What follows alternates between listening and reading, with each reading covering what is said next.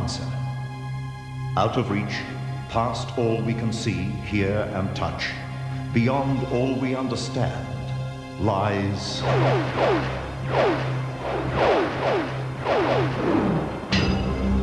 the extraordinary. The Extraordinary is the story of twins Greta and Frida Chaplin, two separate people who appear to share a single mind. Do you always know what the other one is going to say? We do, yes, we do, yes, yes. Greta, do you know what Frida is going to say? So you talk with her? Yes. And Frida, do you know what Greta's going to say? It is the startling premonition of Jimi Hendrix's death, revealed by L.A. Law's Corbin Burnson. From that point on, that's when I started to, it was like the rude awakening that there's something out there that's greater than what it is that I've known. It is the story of a young Aboriginal boy named Alan, who lapsed into a coma. Modern medicine could not help. Alan had been sung into an ancient spell. If you break the law, you get punished for it. Well, the message we want us to be sung and sung to death. It is the strange spirit that inhabits this landmark town hall.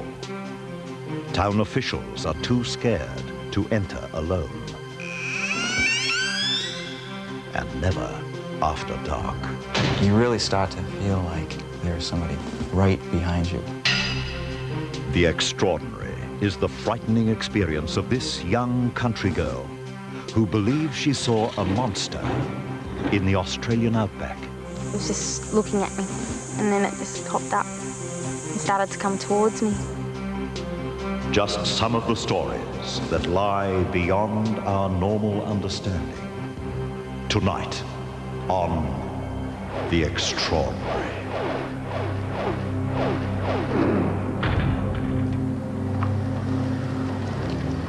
Good evening. I'm Warwick Moss. It is a concept as awe-inspiring as any human condition ever investigated by science. Two separate people sharing one mind. Think about it for a moment. Imagine you have a twin whose every thought is exactly the same as yours and comes at exactly the same time as yours. Someone who shares your instant reactions, your moment-by-moment emotions. Someone who is you in every detail. The question is, could the two Chaplin sisters actually have one mind in two bodies? Alison Holloway in London had this remarkable encounter.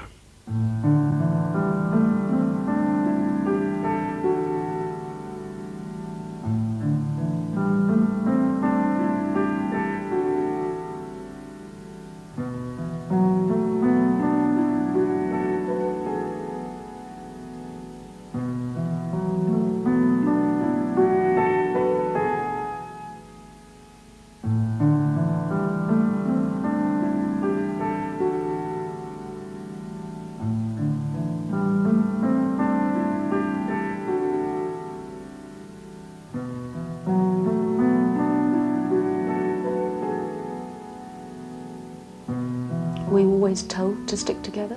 Yes, yes, yes. By whom? Mother and father. And what did they say to you? Always stick together? Yes. Yeah, father said to us. Father said that. He said, I brought you up and I always want you to stick together. I've always brought you up to stay together. And I always wanted you to do. And Mother said to us one day, I always want you to be good to each other. Mm. And you've always stayed close? Yes, yes. Because your mum and dad said to stay close to one another? Yes. Mm.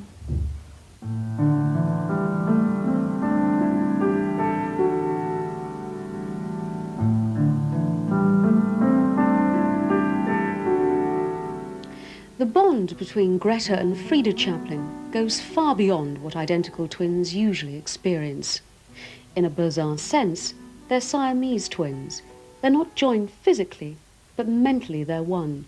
They behave as one, they speak as one, they desperately want to be one person. What may have started off as a childhood game has turned into a lifelong obsession. Was he very strict, your own father? He was always drunk. Always drunk and things like that. Was your mother a happy woman? No. No. Did you sense that as children, that they weren't happy? Yes, yes. Yes. Did it make you unhappy as children? Yes, of course it did. Of course it did, yes. Did that bring you closer, do you think? It's hard to say.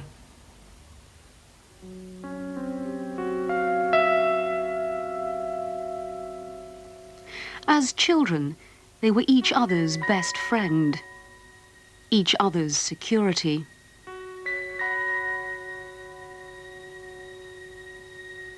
The twins insist on doing everything together and must be able to see each other at all times. If separated even for a moment, they become hysterical. They even try to walk in step.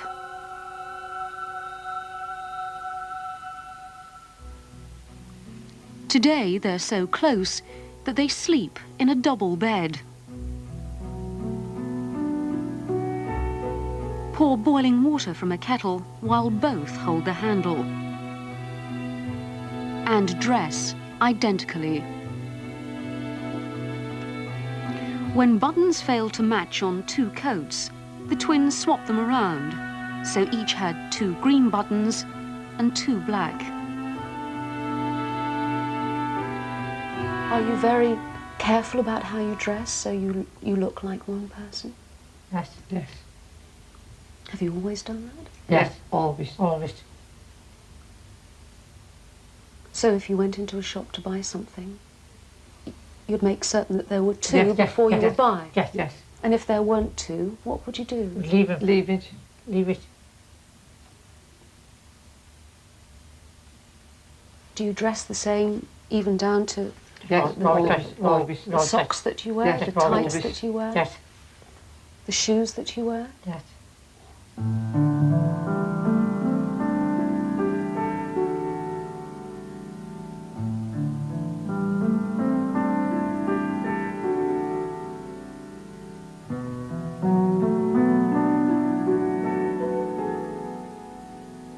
When doing their household chores, they move about slowly and stiffly.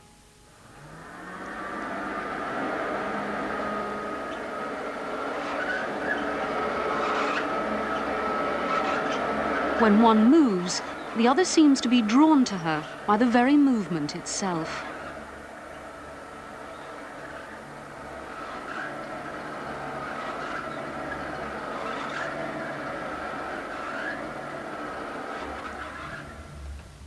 The twins have developed a number of fixed rituals and routines which they keep to when they're in the house, and which seem to reinforce the bonds and accentuate their dual actions which began in their childhood.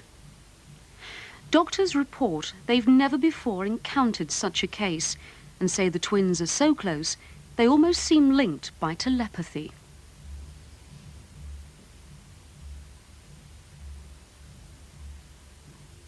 Have you ever argued about anything? Not that we can't mend it, we always mend it if we do, we know, not that we, never that we can't mend it. Do you know what we mean? Mm-hmm. So the arguments didn't last for very long? No. Has one of you been sick and the other one hasn't, and the other one's looked after the one that's been ill?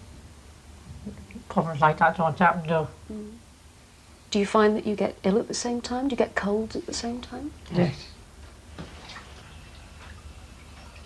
The twins now live in the East London suburb of Hackney. Their strange condition, having to be together 24 hours a day, makes holding normal jobs and leading normal lives almost impossible. They're reluctant to leave the house on their own. They're aware their behaviour attracts unwanted glances. Do you fear ridicule from the outside world? Well, we don't go out much when somebody goes with this, that's all. Just we stop indoors a lot. Would you like to get out more? If somebody took us, yes. If somebody took us, yes. Yes. Somebody used to take them out regularly. A man called Jack Davenport, a retired textile engineer who invited them to share his house in London after reading about them in a newspaper. Jack was like a father figure. They loved him dearly. But Jack died last year. Did he fill a gap in your life? Yes, yes. It's very sadly missed. Very sadly missed, yes. When they become stressed, they talk in unison, speaking the same words in identical voice patterns that create a weird echo effect. For a long time yet. He said I won't go for a long time yet. Because he had no idea what was going to happen. He had no idea what was going to happen. So he said I won't go for a long time yet. Or I'll be around for a long time yet. That's what he said. That's what he said. He said that I would put it, I'll be around for a long time. And was he? No. No. No. No. No. He died shortly after that? Yes, yes, about 6 months after. Yes. 6 months after he said that to him, yes. Yes. And he's the person that's got closest to you? Yes, yes. How close are you? Do you want to be together all the time? We do, yes, we do, yes, yes. Every single waking moment? Yes, yes. Have you ever been apart from one another? No. Ever? No, no.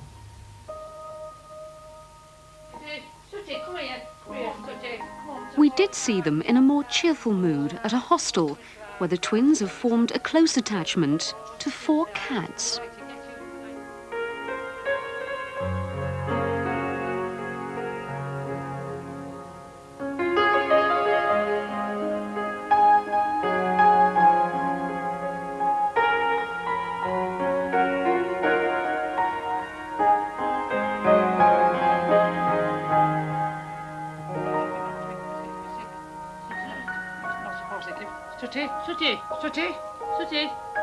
Oh, it's fine, yes. Do you always know what the other one is going to say? Oh, gosh, no, what we want to do and things, yes. Yes. Do you know what your twin is saying? Because you talk together, don't you? Yes, yes. Greta, do you know what Frida is going to say? So you talk with her? Yes. And Frida, do you know what Greta's going to say? Yes. The women's extreme closeness has intrigued the medical world, and some experts say they genuinely appear to share one mind between 2 bodies. We just look at our life as though there's only one of us, like one person. We don't go into all things you go into, we don't go into. You don't want to do neither. No. Mm-hmm. So you are just one person? Yes, that's how we look at it, yes. And is that how you look at it too? Yes.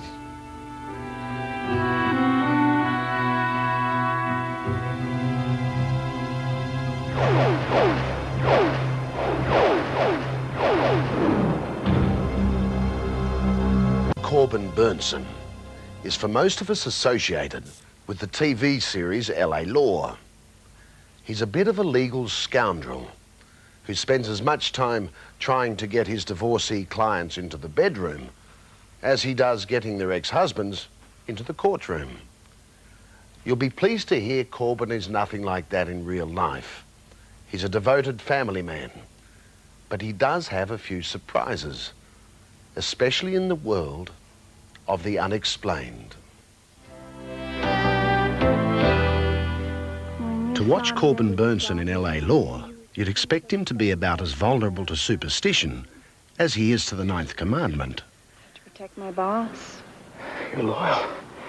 That's a rare quality. In real life, Bernsen is the faithful husband of actress Amanda Pays and a dedicated father.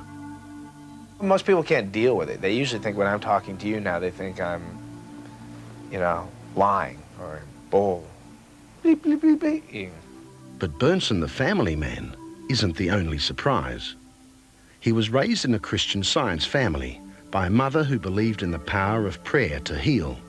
And to this day, he relies on a heavy degree of spirituality in all phases of his life. It's funny, I think my mother and myself have this ability that when somebody is sick, I know my mother certainly does, and I can feel it sometimes that, and I'm not talking about healing and putting hands on, I don't want to get like all weird here, but if my child is sick, and my mother used to do this to me, you can put a hand on somebody and you can, I don't know, you can ease the disease, I don't want to call it the disease out, but and I'm not saying I'm going to go heal, you know, none of that stuff. But you know, I kind of hold my son sometimes when I know he has a little cold or something and say, just give me some of it, let me have it, you know, let me have it, just, you're better now, you're better now. And maybe it's nothing more than just easing him, and when you're at rest, your body heals better. Bernson openly admits he's hooked on superstition. In a moment, we'll get to why he won't throw out a particular $50 bill and why he wore a banana sticker on his forehead for a month. But more dramatic was the first incident that convinced him there's more to our world than meets the eye. It happened the morning after the drug overdose death of 60s rock legend Jimi Hendrix. My brother and I shared a bedroom, and we were into rock and roll music and Jimi Hendrix and the Stones, and went to all the concerts. And then one day we had heard, I guess, that Jimi Hendrix was coming to play the Hollywood Bowl here in Los Angeles. And as I recall it, we had these bunk beds, you know, and I used to sleep up above my brother and he used to sleep down below.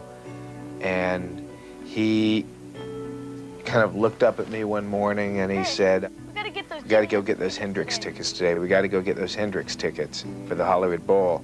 And I kind of laid there for a minute and just felt weird. And I just kind of leaned over like you do in a bunk bed and looked down to him. I said, we can't, Jimi Hendrix is dead. And he said, what are you talking about, Jimi Hendrix is dead? He's not dead. I said, Jimi Hendrix is dead. And then we both threw it off and we said, yeah. I said, I don't know what I'm talking about. Let's just, yeah, we'll go get the tickets a little later. And in the morning report on the news and the whatever, he had died 6 hours, what was during our night. He had died. Since that day, Bernson's kept an open mind toward unexplained phenomena and openly admits he's uncommonly superstitious. If you push Corbin Bernson a little more, he'll confess to maybe his most embarrassing superstition.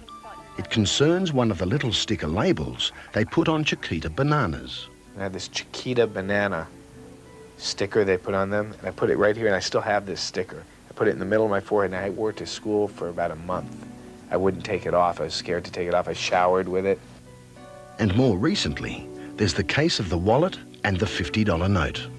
I just went into all my old junk and started looking back, and I'm a collector, like a major collector, and I couldn't throw things away. I couldn't throw wallets away that when I was 13. I found a wallet that had $50 in it from 1986 that had TV on it right before I got LA Law. And it just had a T period and a V period. And I said, oh, this is a good luck sign. And I kept it, and within weeks had LA Law. And it's funny, I went back and I don't remember how or what, but I've never taken that $50 bill out of the wallet. And so the other day, I'm going through all this old junk, and I found this wallet, and I opened it up, and there's that bill with $50 and the TV on it. And I thought, do I take the $50 out? And I said, no way. No way. It's still sticking. It's still in my wallet. The superstitions are all just small signs of a larger spirituality Corbin Bernson has felt since childhood, triggered, he suspects, by the Jimi Hendrix incident. At that point on, that's when I started to, it was like the rude awakening that there's something out there that's greater than what it is that I've known. And it was kind of my spiritual awakening.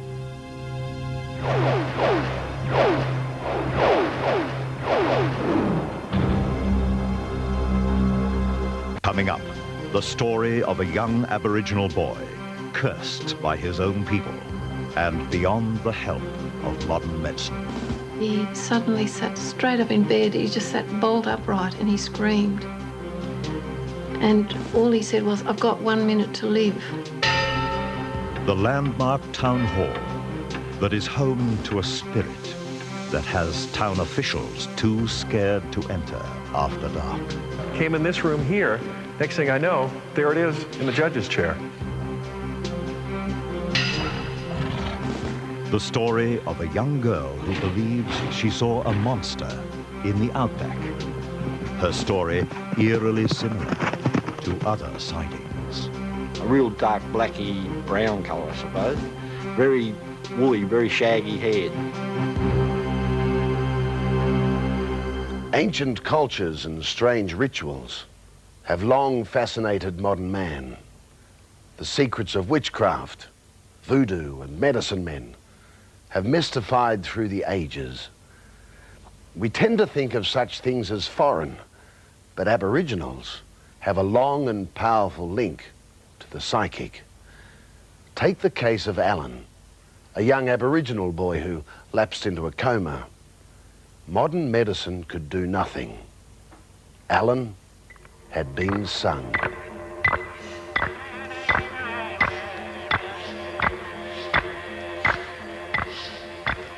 For centuries, Aboriginal tribal elders have passed down their legends, their knowledge, from generation to generation.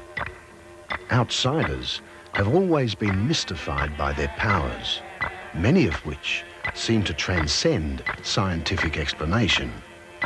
Those elders are said to have the power of life and the power of death. There's certainly a firmly held belief that that many deaths were the result of Aboriginal influences. But, Randy Spargo has spent 20 years in the far northwest of Western Australia. He's now the resident doctor in Derby. Dr. Spargo has seen a number of cases up here which have defied modern medicine. Cases where he believes Aborigines have been sung, punished according to tribal laws. There's a very rapid deterioration in their physical and mental condition. They go into decline very, very quickly. And when that happens, it's probably too late. Back in 1989, Alan Bangmora, who was then 17 years old, suffered all those symptoms. He's convinced he wasn't physically ill, but something was eating away at his soul, his spirit, and he was dying. A tribal group somewhere was singing him, using immense mental powers to send a message of death across vast expanses of the Australian outback. Oh, they sing songs, you know. They sing you to death, like they sing you to die. Alan Bangmora's crime was love. It seems his punishment was death. You see, the girl he chose came from another tribe, and she'd been promised to another man. Not just any man, but a tribal elder. That, according to community leader Ken Colbung, is a breach of ancient law, an unpardonable crime. Well, in breaking the law, he has in some way dirtied the bloodlines of the tribal group. The romance was short-lived. In a matter of weeks, Alan was left alone. His girlfriend had fled back to her own people. That's when Alan went off the rails, stole a car and ended up in Perth's Longmoor Remand Centre. When he was committed to Longmoor, Alan was a fit young man. Average weight, average height, and no known medical problems. That was until one night in May 1989. So the next morning I couldn't get up. I was just all started getting weak, all burned up. And my head was hot. And the eye was blurry, couldn't see.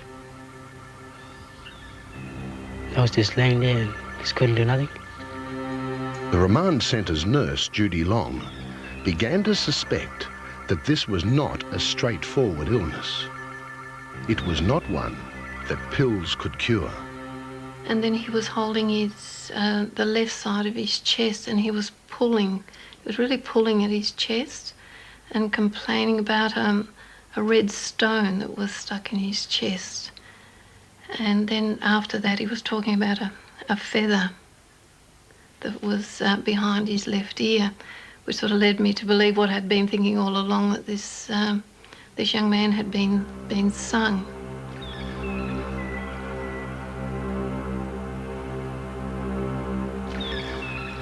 He suddenly sat straight up in bed. He just sat bolt upright and he screamed. And all he said was, "I've got 1 minute to live." And then he went back into the bed. He just laid straight back down again.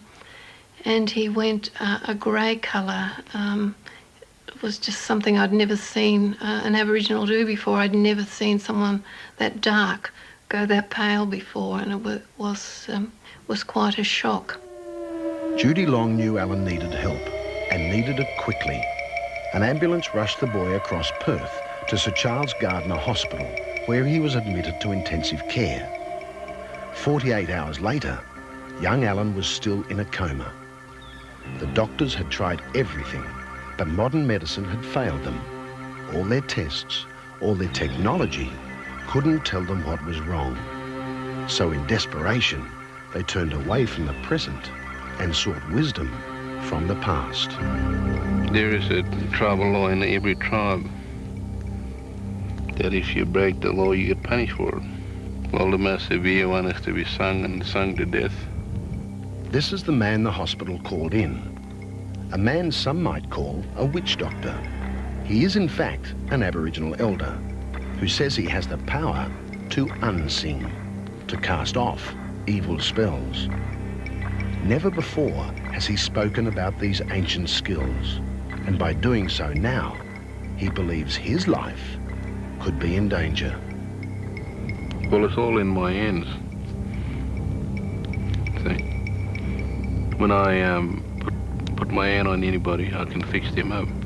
And as I run my hand through anybody, I can take the power out, break the spell.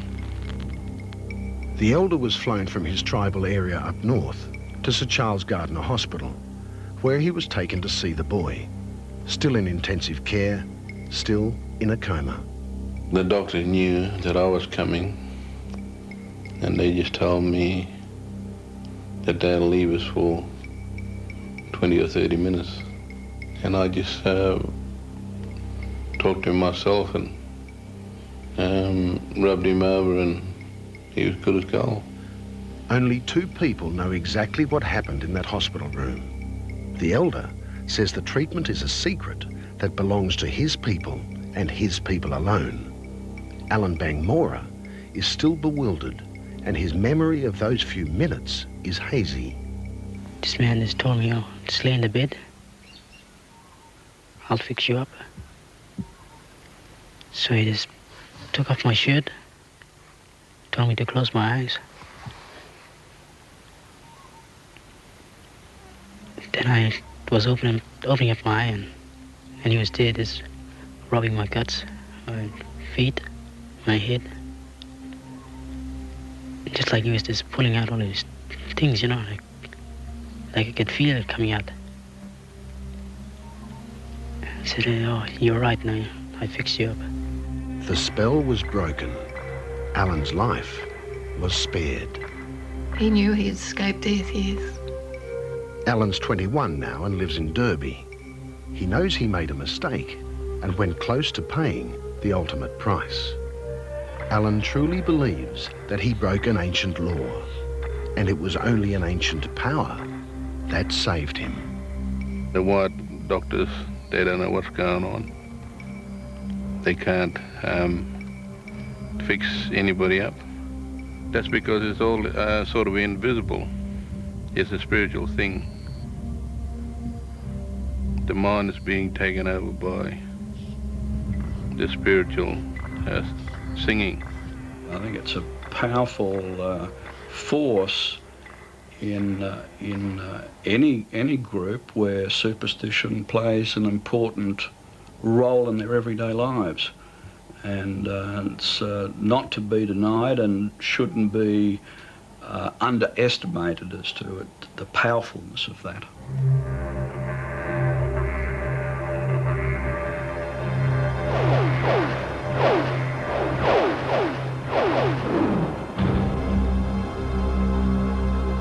There are great ghost stories along the craggy coast and dark woods of the American Northeast. This one began half a century ago, about a strange spirit that inhabits the landmark town hall in the village of Alton, New Hampshire. And it's still going. The witness list is impressive. The town's chief of police, the town planner, and oh yes, the town clerk. She's just one of several Alton town officials who refuse to enter their own town hall alone, and never after dark.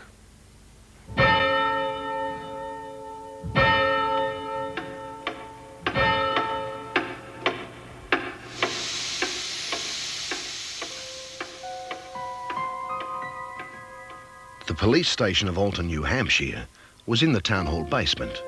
The chief, Thomas Mincewa, was on duty late at night when he heard it. I heard noises and I came upstairs to investigate, and it sounded, because you could very distinctly tell, front door closing and opening, because it slammed, it was so heavy, and you could tell if somebody was walking in the hallway. And being downstairs, we would come upstairs to see who was in the building, because at the time the building upstairs was closed. And coming upstairs, you'd find no one.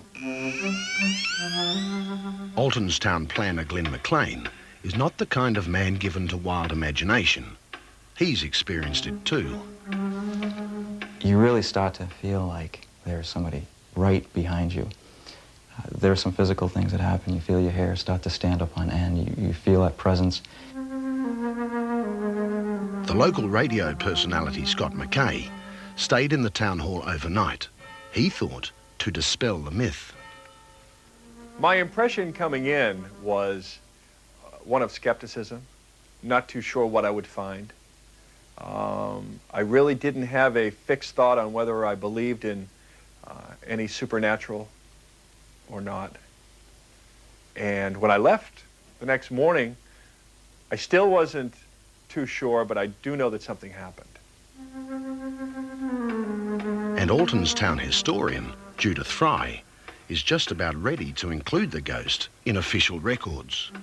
I think it's happened too many times just to be a coincidence. And I think there's really some merit in it. It usually happens sometime after midnight. And it continues until 2 or 3 o'clock in the morning. These are the hours of the Alton Town Hall ghost.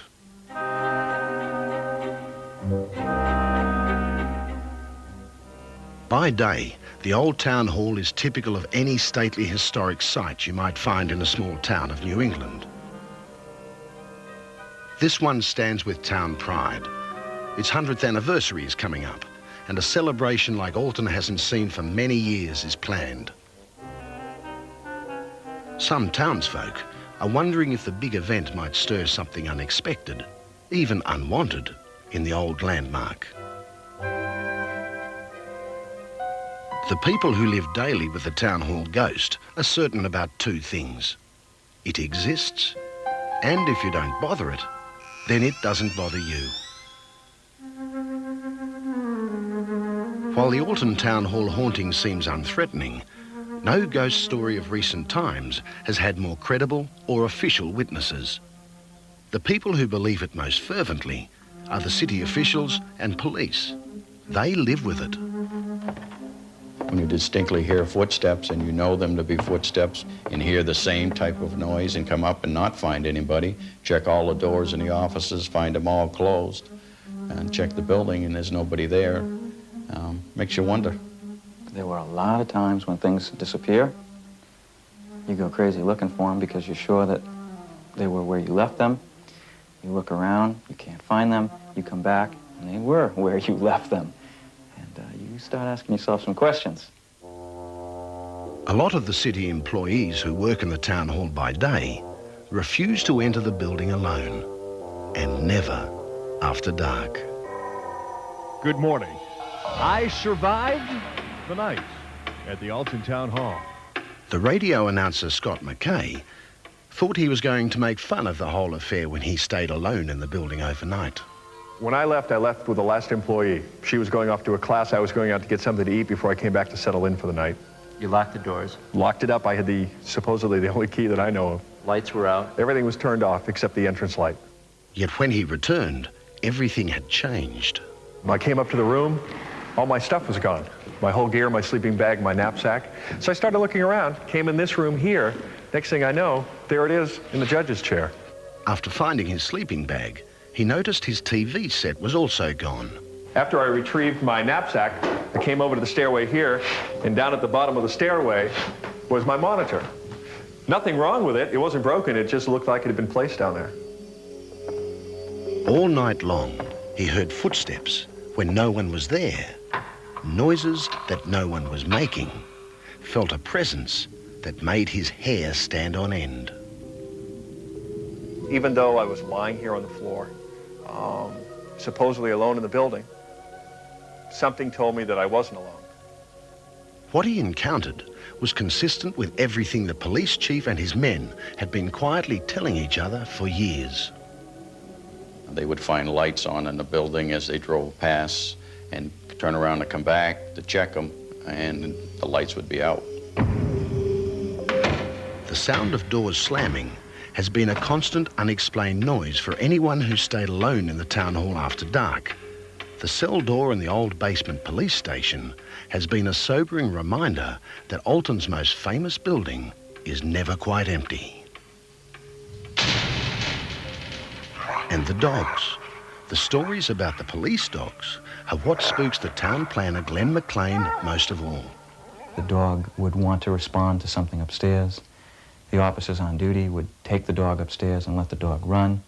It would go down the main hall on the first floor of the building, hit the steps that lead to the second floor, go about 2 steps up and stop. The question of whose spirit occupies the town hall has never been answered. One story is that a city elder responsible for the town clock long ago was killed in the tower. Another concerns a woman named Sarah Glidden. Like witches of old, she's buried beneath granite in the town cemetery. Some think her spirit has escaped.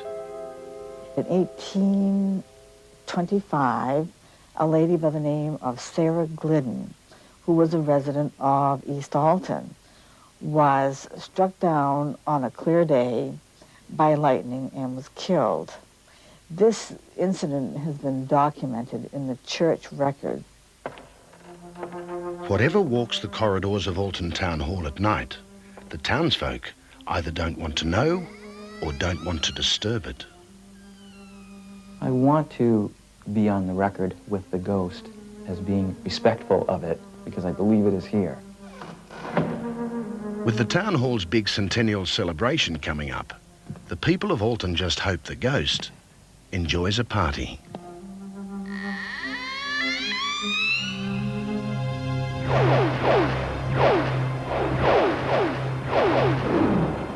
Julie Clark is an average girl, not prone to make up stories.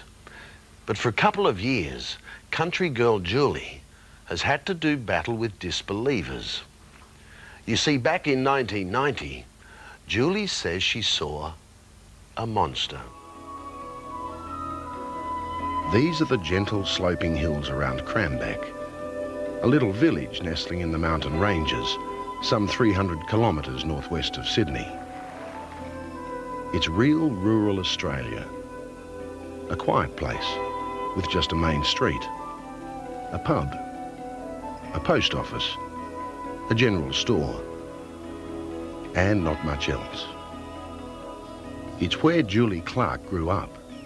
She's an independent soul, a country kid who learned to ride almost as soon as she could walk. Julie's now 15, and according to her mother, not the kind of girl who'd make up a monster story. Julie's a very sensible girl and very trustworthy and pretty well liked around town. For centuries, man has been fascinated by legendary monsters. The abominable snowman, first sighted by Europeans 160 years ago, Bigfoot in North America, and the Yowie, which has been reported more than 3,000 times from one end of Australia to the other. Through these cool green eyes, Julie Clark saw what she believes was a yowie, a hairy human-like creature. It challenged her, chased her, and burnt an impression on her brain, which is still as clear as any photograph. Julie is certain she's seen a creature from the unknown. And some people, like, they don't even think, and, you know, they just laugh straight away and that. But I don't really take any notice because I know I've seen something and I don't see things. It was a summer's day in 1990, a day that was to change Julie Clark's life. Julie's horse was the first to sense that something was wrong. It started to act up, snorting and rearing. Suddenly, Julie was faced with something unknown. It was just looking at me, and then it just hopped up and started to come towards me.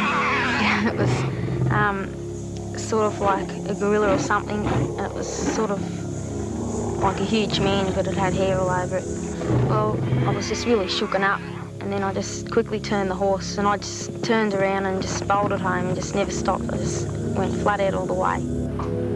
His face was really ugly and hairy. When it went to stand up, it was, I don't know, it was heaps bigger than the horse. Yeah, come on, come on. It's true some were sceptical, but not Alwyn Richards. He's lived in the district for more than 40 years, and back in 1976, he saw something, a vision that still puzzles him. It was quite a real dark blacky brown colour, I suppose. Very woolly, very shaggy head. And the smell was a very stinking, more electrical sort of smell than like a, oh, I don't know, sort of hard to describe, but a very stinking sort of smell, something that's not natural, not a natural animal smell that you'd normally smell around.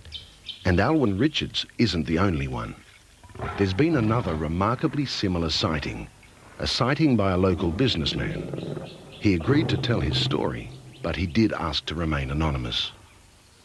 All the grass was completely flattened, and there was like a circle of trees to make a good hiding place for something, but all the grass was totally flattened, and there was a very strong, like a burnt Bakelite electrical smell in there, and sort of sent shivers up my spine, and I hightailed it out of there too. So, Julie Clark is not alone in seeing this beastly phenomenon, a phenomenon that no one around here can explain.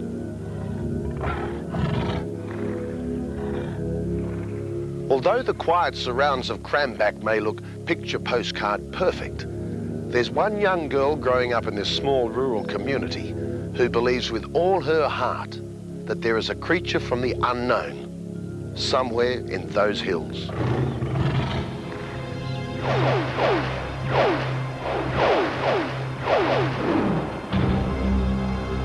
Story of a woman who shocked a courtroom with claims she could undergo major surgery without anesthetic.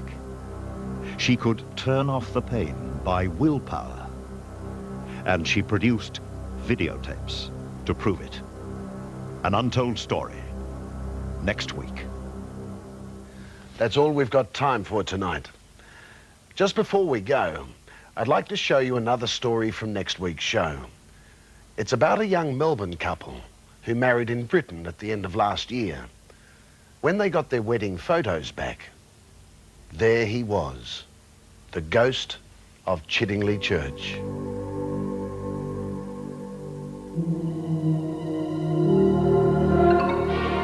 Freaked me out when I first saw it. I hope he was a good one. I showed it to people at work and the hairs on their arm literally stood on end when they looked at it.